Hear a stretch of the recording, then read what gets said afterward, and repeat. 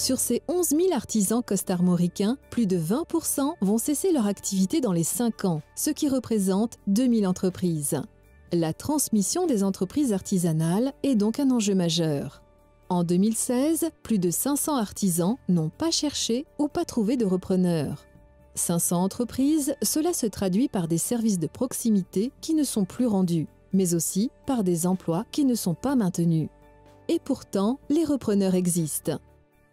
C'est la chambre de métier en fait qui m'a orienté vers une reprise d'entreprise. À la base, je cherchais plus des compétences, je cherchais plutôt des personnes. Je cherchais plutôt une activité secondaire, pas forcément dans la menuiserie. Et puis c'est la chambre des métiers en fait, Aurélie, qui m'a orienté directement vers la menuiserie, qui m'a fait cette proposition, qui m'a suggéré cette idée-là.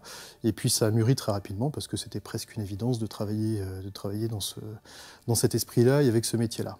Aurélie m'a proposé une liste en fait, d'entreprises dans le département. Une fois que cette liste m'a été transmise, j'ai parcouru la liste, j'ai regardé ce qui correspondait en termes de chiffre d'affaires, en termes de secteur géographique.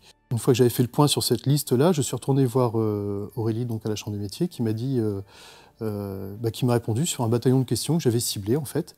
Et puis elle m'a mis en contact très rapidement avec le cédant, avec Jean-Pierre Léchelard qui m'a cédé son entreprise. Le projet d'un cédant n'est pas forcément le projet d'un repreneur.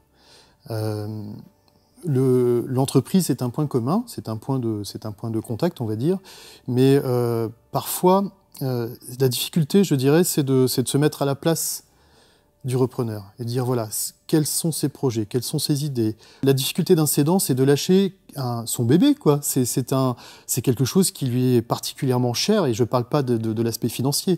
Lâcher une entreprise, c'est lâcher un morceau de sa vie. Et je l'ai vu parce que mon père a lâché son entreprise aussi, donc je connais les deux côtés. Et c'est difficile. C'est très difficile. Il m'a ouvert les portes très rapidement, il m'a montré avec beaucoup de confiance et beaucoup de dialogue son travail, ce qu'il faisait, sa clientèle.